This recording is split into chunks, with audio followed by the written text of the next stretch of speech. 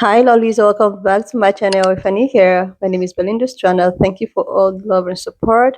Don't forget to please subscribe to this channel, turn on notifications so that anytime I upload videos, you'll be the first person to be notified. To my returning subscribers, to those people that share my videos, leave commentaries, and also educate each and every one of ours. You guys are the real MVP. So lovely. I came across this video on my For You, and I thought to share where a pan-colored man actually came out to talk about how, black people do not want to take accountability and how it's actually, the problems of what everyone is actually facing today. This got people reacting, and I was able to put up some of those stitches. I'm just going to roll the clip as well as some of other stitches I was able to put together. Please leave me your own thoughts in the comment section of what you think of this video. And please do not forget that we do not support any form of bullying and harassment. Most white people in America and Europe believe about their history is not history at all. It's mythology, designed to produce a specific kind of person. A person who does not feel guilty. A person who does not feel accountable. A person who does not feel responsible for ever changing anything because they don't think they're doing anything wrong. They're taught that their ancestors were pioneers, their ancestors were explorers and builders of civilization, that they've brought progress and democracy and enlightenment to the world. They hear about the Renaissance, they hear about the Industrial Revolution, they hear about the Age of Discovery, and so forth and so on. And not about enslavement, not about genocide, not about the theft, not about the destruction that their people are responsible for. They're not taught that their prosperity was built on unimaginable suffering. They're not taught that their systems of government, their financial empires, their very sense of national identity are all rooted in exploitation. They don't know about the crimes. They don't know the real legacy of their people. And so they don't change. They don't have to change because they don't even realize what they need to correct. You know, when we look at colonialism, for example, the history that's taught in Western schools is usually an abstraction. Colonization is framed as something that it just sort of happened a long time ago, you know, something that was maybe unfortunate, but it was inevitable, and ultimately it represented progress, and there were many beneficial things to come from it. Never mind the millions of Africans who died in the Congo Free State under King Leopold. Most white Americans have never heard of them. Never mind the Bengal famine of 1943 when millions of Indians starved to death due to British policies. They don't even know about it. The fact that the American police forces evolved from slave patrols, they don't know about that either. And they're not any more informed about the ongoing crimes, like the pillage of African resources today, the economic neocolonialism that keeps entire regions of the world impoverished, the exploitation of labor in the global south. These aren't relics of history. That's the present day reality of what your people are doing. But the story that that white people are told does not include those realities, or else it packages those realities deceitfully and dishonestly. They package them dishonestly and deceitfully in the past just like they do now. The irony is that when they're confronted with the truth, many of these people will react defensively. You know, I didn't do that. That was in the past. Why should I feel guilty? But this reaction in and of itself reveals how little they're really understanding. It's not about guilt. It's about responsibility. You know, if a person inherits a stolen house, they may not have stolen it themselves, but they still live in it. And if they refuse to acknowledge where that house came from or how it came into their possession, if they insist that that house is rightfully theirs because the crime happened a long time ago, well, then they're complicit because the theft is ongoing. The crime never really stopped. So when people don't know their history, they cannot recognize when history is repeating itself and when history is actually just a continuum into the present. Because you've created a problem for the white working class and the white underclass, but you want to make them think that blacks have created that problem. So you attack DEI as though that was an instrument that gave blacks an advantage over whites. And that's really what it's doing. They know that the people who have profited most by DEI is white people. But they don't know that because the people they're trusting is telling them just the opposite. If you want to find out who's getting the preference in the jobs, it's still white people and primarily white women right now, right? You want to find out who's getting the food stamps? It's white women. You want to find out who's the majority on welfare? It's still white people. But they don't want to accept that about themselves. You really have to show them that they're told that black people are getting all these advantages because of DEA. They're being given jobs they're not qualified for, what they don't deserve, and that's why you're unemployed. A hit dog will always holler. Call your local veterinarian. Now let's get to open arguments. Everything that's going on in this country right now, especially with regard to this current administration, is the direct result of white women's laziness, cowardice, and incompetence. Or as the French will call you, les incompetents. Bonus points if you get that reference. As white women, you have a direct connect to white men, which means that you have been and you still are in the very rooms where conversations are had, plans are hatched, and decisions are made, and yet you do nothing. As far as the trickle-down patriarchy is concerned, your only perk is your white privilege, and you are so desperate to hang on to it that you stay silent. And instead, you choose to ride the coattails of the very white men that's taking away your rights and are actively working to take away your freedom. And so your immediate knee-jerk reaction is to pull out the white women tears or the unity card, or sometimes it's a combination of both. You seem to be under this impression that this is the time for black women and white women to stand together as one and unite. So my question to you is, as it pertains to said unity, which black women would you like to unite with? Is it the black women such as myself that you're so quick to call loud, aggressive, and ghetto whenever we assert ourselves with you? Or we say or do something that you don't like or understand, even though it wasn't meant for you in the first place?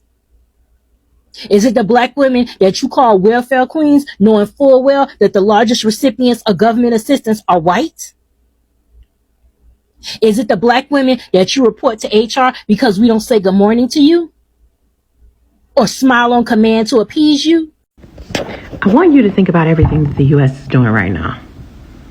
I want you to think about everything that the U.S. is doing right now.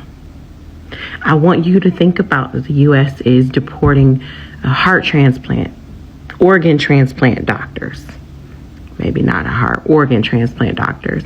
While people are waiting, while Americans are waiting for that doctor to perform life-saving surgery. I want you to think about all of the women in the southern parts of the United States being unalived because they're not able to get reproductive care. They may have lost a child and the biological remains of that child have not fully passed and they need a DNC that they cannot get. I want you to think about them deleting all kinds of information from the websites about marginalized people that have contributed to this country. I want you to think about them loosening the regulations on our water and our soil. I want you to think about them supporting the mass unaliving of children and women and doctors and students and caretakers and artists and poets in Palestine. I want you to think about blaming airplane crashes on DEI after removing significant numbers of our air traffic controllers. I want you to think about the amount of money the previous administration invested in law enforcement and cop cities. I want you to think about the disregard of climate change, both administrations, the lack of assistance both administrations have provided to people who've suffered under climate catastrophe in the last couple of years. I want you to think about how we're falling behind in our education system, how our healthcare infrastructure and our physical infrastructure and our third spaces infrastructure are all crumbling. I want you to think about the attacks on Social Security. I want you to think about all the insider trading that Congress participates in, how they award contracts to detention facilities and private weapons developers, and then they purchase stocks in those companies. And that's why over half of the people in the Senate are millionaires, despite that only being 5% of the general population. And these are the people charged with representing our interests. I want you to think about how insurance companies are so significantly subsidized by our tax dollars, and yet deny some of the largest companies almost a third of our claims every year. I want you to think about how crime, the very idea of it, has developed such that a person could foment a coup and be convicted in a court of law of essaying women and have 34 felony counts and still be president. I want you to think about all the people who stormed the Capitol and then were pardoned. I want you to think about all of the decisions that were made that inhibited the prosecution of the 34 count felon who's now in the White House. I want you to think about how many times Dems told you that codifying Roe, specifically I'm thinking of a video with Obama, where he said that wasn't a priority. I want you to think about all the babies that have been unalived in Sandy Hook, in Uvalde, in Palestine, who were ripped from their mothers on auction blocks, who were sent to boarding schools where the purpose of the school was the spirit murder of indigenous children. I want you to think about them outlawing that. This country has the kind of history that they have to outlaw teaching it. I want you to think about the unelected director of Doge, who said the West's biggest problem is empathy. I want you to remember that homelessness is up 18%. I want you to remember that billionaires acquired another $1 trillion, and with that money, they've bought up legacy media and stopped it from reporting on anything that doesn't support their interest. I want you to think about the bones, the talents, the spirits that this nation was built on. I want you to think about how unapologetic it has been in its destruction. And remember that the South wasn't punished for enslavement. We fought a war against the South because they succeeded. They were punished for secession, not for enslavement. And then I want you to ask yourself, honestly, I want you to I want you to find stories about the stuff I said. Find the stories of the mass graves behind the prisons. Find the stories of the raping happening in prisons. I want you to ask yourself, does a country like this, whose foundation is built on all that destruction I just listed, does it deserve to survive? There's lots of people freaking out about what to do and how to save it, and what is Congress going to do, and what are the courts going to do, and will this administration even listen? And I'm saying this administration, but to be clear, administration's been subverting courts and the legislatures for a long time. Look up the Iran-Contra conflict, or affair, I think it's called. Then look up how Gaddafi offered Black Americans $1 billion to help empower them economically and politically. And after the Iran-Contra affair, where they subverted sanctions to sell weapons to Iran, they turned around and said, well, we can't subvert them sanctions to allow Black Americans to receive money from Africa. We got to protect our interests. Does a country whose primary interest is destruction, that's its business, unprecedented source of power to such a country? Should you be trying to save such a country? Now that the fingertips of that destruction are nearer to you,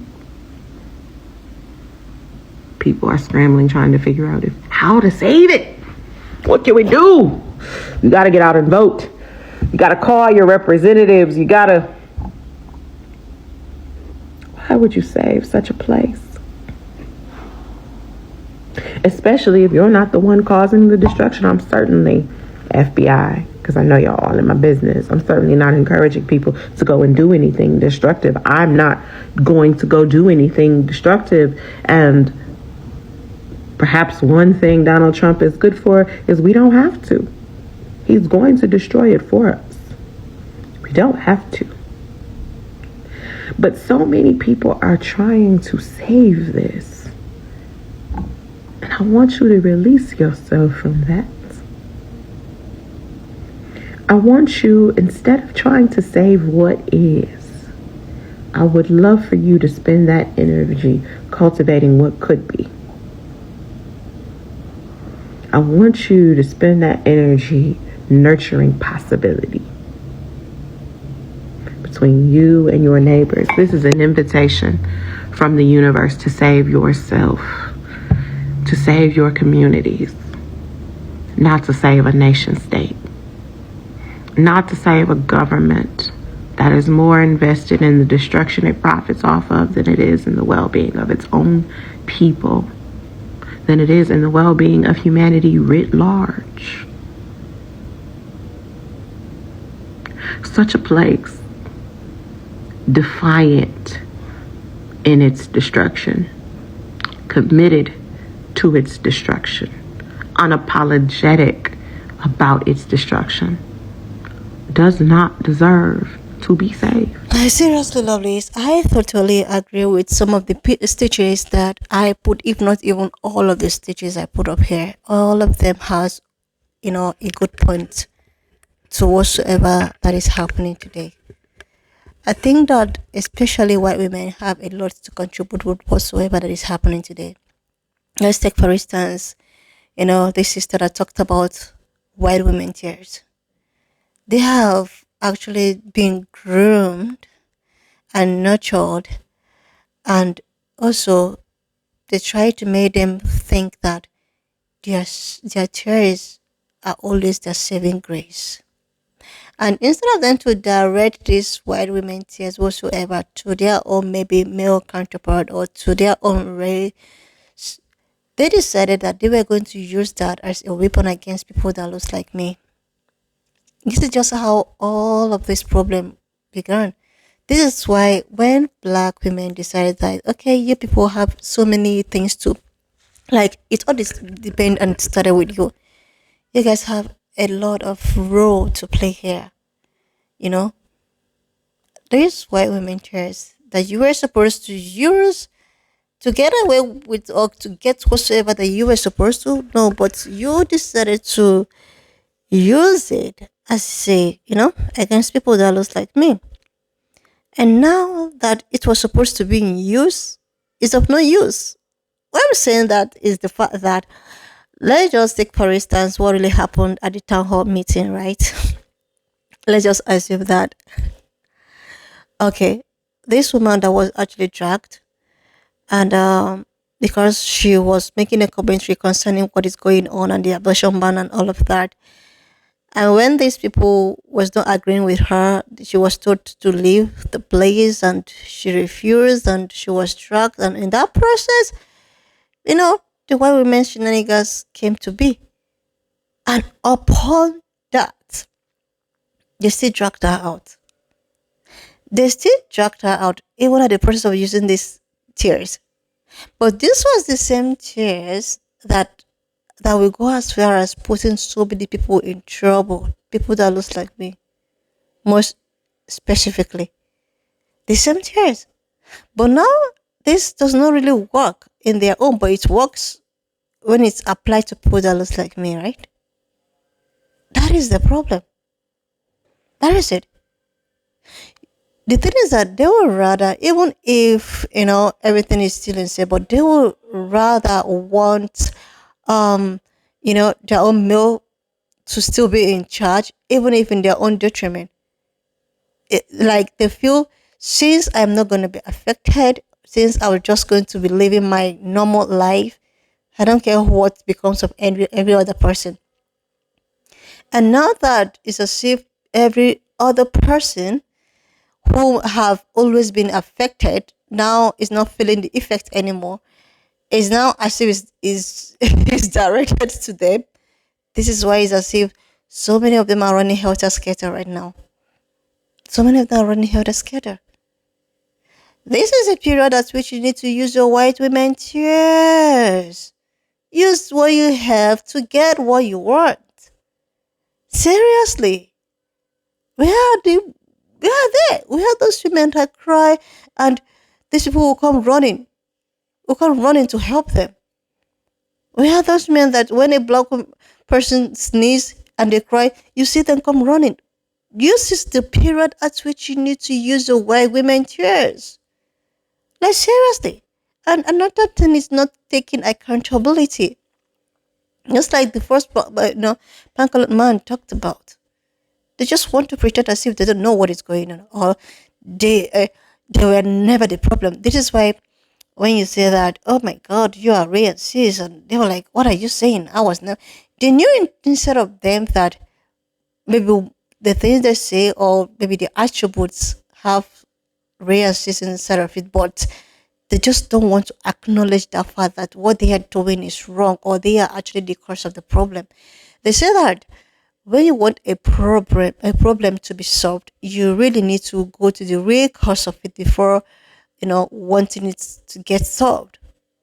How would you want a problem to get solved if you don't want to accept that this is the real cause of the problem? You know, they don't like, I won't say all, like, but some. That is the same thing that everyone is facing today. You know, this election and what have you that happened has actually opened so many people's eyes, has actually opened a lot of pretense. There are some people who are so filled with pretense that it shows the real color of everyone, and it actually shows the real, you know, your real self. This is why it's as if black people are just so disappointed, and they are just binding on their. It's as if they are the ones that is very transparent. Then every other person is just playing games with them and their emotions. When you go to a social platform, you see a lot of advocacy, you see a lot of anti people coming at, oh my God, I'm standing firm with black people, black women. Oh my goodness. But the election and the result is just telling you something different. This is why these women, this 90% and 80%, 92 and 80% are so tired of the fakeness. They are so tired of it because they don't even know whom to trust anymore. The person they feel that, oh, they are standing solidarity with them, we just go ahead to disappoint them. Seriously, I think the white women tears that actually have an effect should be used right now to get what you want. Why black people or black women, should continue standing on business while you figure it out yourself. Because they've done their own part, they've done their own bidding, then it's actually left for you. Anyway, lovelies, wanna just leave me your own thoughts in the comment section of what you think of this video. And please do not forget that we do not support any form of bullying and harassment. We are just here for education and informative purposes. So guys, if you've not subscribed to this channel, please do your girl a huge favor to click on the subscription button, like, and I will see you lovelies when I upload the next one. Thought in the comment section of what you think of this video. And please do not forget that we do not support any form of bullying and harassment. We are just here for educational and informative purposes. So if you've not subscribed to this channel, do your girl a huge favor to click on the subscription button, like, and I will see you lovelies when I upload the next one.